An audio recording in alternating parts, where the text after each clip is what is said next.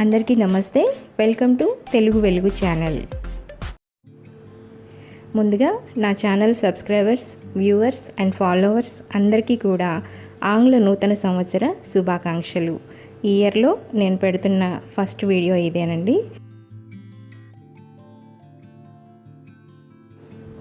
ఇక ఈరోజు మన వీడియో ఒక మంచి స్పెషల్ వీడియో అండి. ఏంటంటే మీకు థంబ్నెయిల్ చూసి ఈ పాటికే అర్థమైపోయి ఉంటుంది. పంట నుంచి వంట వరకు ఏం లేదండి. నేను మెంతాకు పప్పుని నేను పండించినటువంటి మెంతి కూరతో ఎలా చేస్తానో మీకు చూపించబోతున్నాను. చూశారు కదా, ఇప్పుడు నేను కట్ చేస్తున్న ఈ మెంతాకు నేను స్వయంగా పెంచిన మెంతాకు. చాలా ఈజీగా ఒక గుప్పెడన్ని మెంతుల్ని జస్ట్ ఒక చిన్న టబ్లో చల్లానండి. ఇది ఒక 2 వీక్స్లోనే ఇంత గ్రోమీగా, ఇంత దట్టంగా చాలా బాగా పెరిగింది. చూసారు కదా ఎంత లేతగా ఉందో, అసలు చూడ్డానికి చాలా బాగుంది. యాక్చువల్లీ ఇది కట్ చేస్తుంటే కూడా నాకు చాలా సాటిస్ఫైయింగ్గా అనిపించింది.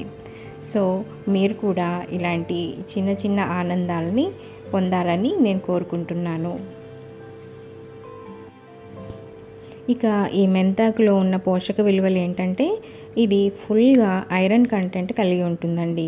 కాబట్టి రక్తహీనతని బాగా తగ్గిస్తుంది. అంతేకాకుండా దీనిలో ఏ విటమిన్ ఉండడం వల్ల కళ్ళకి కూడా చాలా మంచిది. కంటి చూపుని బాగా మెరుగుపరుస్తుంది.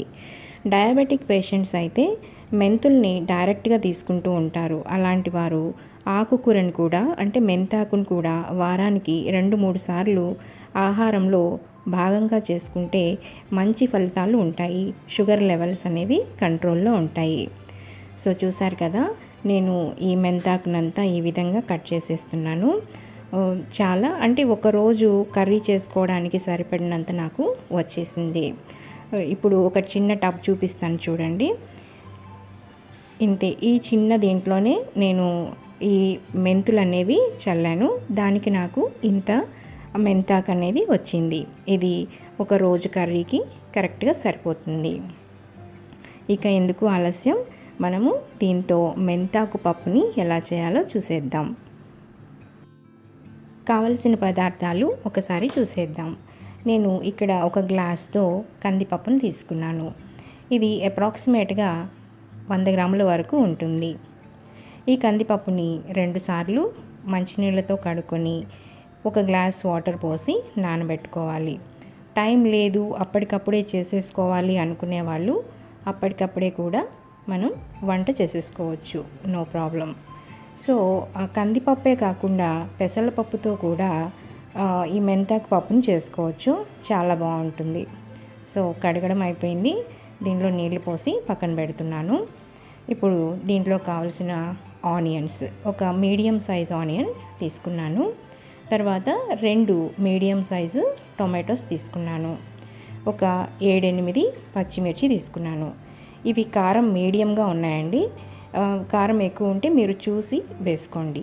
చింతపండు ఒక చిన్న నిమ్మకాయ సైజ్ అంతా తీసుకున్నాను. తర్వాత మనం కట్ చేసి పెట్టుకున్న మెంతాకుని ఒక 2 సార్లు శుభ్రంగా కడిగి దీన్ని రెడీ చేసి పెట్టుకునేసాను. ఇక నెక్స్ట్ ప్రాసెస్లోకి వెళ్ళిపోదాం. ఇప్పుడు ఒక కుక్కర్ తీసుకొని ఈ కందిపప్పుని ఫస్ట్ దాంట్లో వేసుకోవాలి. తర్వాత కట్ చేసి పెట్టుకున్న పచ్చిమిర్చి వేసుకోవాలి. తర్వాత 2 టమాటోస్ అండ్ ఆనియన్ కూడా ముక్కలుగా కట్ చేసి వేసుకోవాలి. వీటిని మరీ సన్నగా కట్ చేసి వేయాల్సిన అవసరం లేదండి. ఎందుకంటే పప్పుతో పాటు బాగా ఉడికిపోతాయి కాబట్టి, మళ్ళీ తర్వాత మనం ఎనిపేస్తాం కాబట్టి మరీ సన్నగా చేయాల్సిన అవసరం లేదు. సో ఈ విధంగా ముక్కలుగా, పెద్ద ముక్కలుగానే కట్ చేసి వేసేస్తున్నాను. ఇవన్నీ కూడా ఒకేసారి వేసేసి స్టవ్ మీద పెట్టేసుకోవచ్చు. కానీ నేను టైం వేస్ట్ అవుతుందన్న ఉద్దేశంతో ఒకవైపు పప్పు ఉడికిస్తూనే ఇవన్నీ వేసేస్తూ ఉంటాను. ఈ చిన్న ముక్కను మాత్రం సెపరేట్గా ఎత్తిపెట్టాను, ఎందుకంటే తిరగమాతలో వేయడానికి కోసం. సో ఇవి ఉడుకుతూ ఉండగానే మనము దీంట్లో ఒక 1/2 టీ స్పూన్ పసుపు యాడ్ చేసుకోవాలి. తర్వాత మనం క్లీన్ చేసి పెట్టుకున్న మెంతాకును కూడా ఇప్పుడు యాడ్ చేసుకోవాలి. నేను చింతపండు కూడా ఒకేసారి కుక్కర్లో పెట్టేస్తానండి. సో చింతపండును కూడా ఇలా పైన జస్ట్ అలా పెట్టేసి కుక్కర్ మూత పెట్టేసి నేను 5 to 6 విజిల్స్ వరకు ఉడికిస్తాను. ఎందుకంటే పప్పు మెత్తగా రావడం కోసం. చాలామంది అనుకుంటారు చింతపండు పప్పుతో పాటు పెట్టేస్తే పప్పు ఉడకదేమో అని కొంతమందికి డౌట్ వస్తుంది. అలా ఏముండదండి. చూడండి ఎంత చక్కగా పప్పు అంతా ఉడికిపోయిందో. సో ఇప్పుడు మనం దీన్ని ముద్దకం తీసుకొని మెత్తగా ఎనుపుకోవాలి. మీరు కనుక ఫస్ట్ టైం నా ఛానల్ చూస్తున్నట్లయితే నా వీడియోస్ అన్నీ ఒకసారి చెక్ చేయండి. మీకు నచ్చితే లైక్ చేయండి. కంటెంట్ ఉంది అనుకుంటే తప్పకుండా సబ్స్క్రైబ్ చేయండి. మీ ఫ్రెండ్స్కి రిలేటివ్స్కి షేర్ చేయండి. సో మన పప్పులో ఉప్పు వేసే టైం వచ్చింది. సో రుచికి సరిపడా సాల్ట్ మీరు యాడ్ చేసుకోవాలి. సో పప్పుని బాగా మెత్తగా ఎనుపుకోవాలి. పప్పుగా ఉంటే అంతగా టేస్ట్ బాగుండదు. సో ఈ విధంగా పప్పు అంతా మెత్తగా ఎనుపుకున్నాక మనము నెక్స్ట్ ప్రాసెస్లోకి వెళ్ళిపోదాం. చూసారు కదా, ఈ విధంగా మెత్తగా ఎనిపేసుకున్నాను. నెక్స్ట్ తిరగమాత కోసం నేను ఇక్కడ ఒక చిన్న బాండలు పెట్టుకొని దాంట్లో 3 స్పూన్లు ఆయిల్ వేసుకున్నాను. తర్వాత సన్నగా కట్ చేసుకున్న ఆనియన్స్, కరివేపాకు, ఎండుమిర్చి అండ్ తెల్లగడ్డ రెడీ చేసి పెట్టుకున్నాను. నూనె కొంచెం వేడయ్యాక దీంట్లో 1 టేబుల్ స్పూన్ ఆవాలు వేసుకోవాలి. ఆవాలు కొంచెం చిటపటలాడాక 1 టేబుల్ స్పూన్ జీలకర్ర వేసుకోవాలి. తర్వాత పోపు దినుసులు అంటే కొంచెం మినపప్పు, కొంచెం పచ్చెనపప్పు వేసుకోవాలి. తర్వాత తెల్లగడ్డ వేసుకోవాలి. అదేవిధంగా ఆనియన్స్ యాడ్ చేసుకోవాలి. ఆనియన్స్ లైట్ బ్రౌన్ కలర్ వచ్చే వరకు మనం వీటిని వేయించుకోవాలి. తర్వాత దీంట్లో ఎండుమిర్చి యాడ్ చేసుకోవాలి. ఇదంతా లైట్గా వేగే వరకు వెయిట్ చేయాలి. తిరుగుమాత మాడకుండా జాగ్రత్తగా చూసుకోవాలి. తర్వాత కరివేపాకు యాడ్ చేసుకోవాలి. కరివేపాకును మాత్రం స్కిప్ చేయకుండా యాడ్ చేసుకోండి. ఎందుకంటే కరివేపాకు వేయడం వల్ల తిరగమాతకి ఒక మంచి ఫ్లేవర్ యాడ్ అవుతుంది. సో ఈ తిరగమాత అంతా బాగా వేగిన తర్వాత ముందుగా మనం ఎనిపి రెడీ చేసి పెట్టుకున్న పప్పులో ఈ తిరగమాతని వేసేసేయాలి.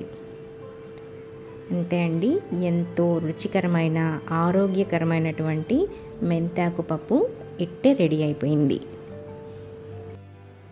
తిరగమాత వేసిన తర్వాత పప్పు చాలా కలర్ఫుల్గా ఉంది కదండి. సో ఈ పప్పు రైస్లోకి, చపాతీలోకి, రోటీలోకి, పుల్కాలోకి వీటన్నిటిలోకి చాలా బాగుంటుంది కాంబినేషన్గా.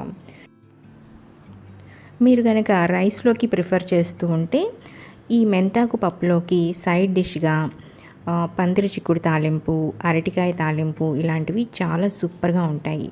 ఈ వీడియోస్ కూడా నేను నా ఛానల్లో పెట్టున్నాను, ఒకసారి మీరు రెఫర్ చేయండి. సో మీకు కావాలంటే నేను డిస్క్రిప్షన్ బాక్స్లో కూడా ప్రొవైడ్ చేస్తాను. ఇక వేడివేడి అన్నంలో ఈ కమ్మని పప్పుని, కాచిన నెయ్యిని యాడ్ చేసి తిన్నారంటే అద్భుతంగా ఉంటుంది. ఇక ఆలస్యం చేయకుండా మీరు కూడా ఈ రెసిపీని ట్రై చేయండి. మీకు ఎలా వచ్చిందో నాకు కమెంట్ చేయండి. ఈ వీడియో కనుక మీకు నచ్చినట్లయితే లైక్ చేయండి, షేర్ చేయండి, సబ్స్క్రైబ్ చేయడం మాత్రం మర్చిపోకండి.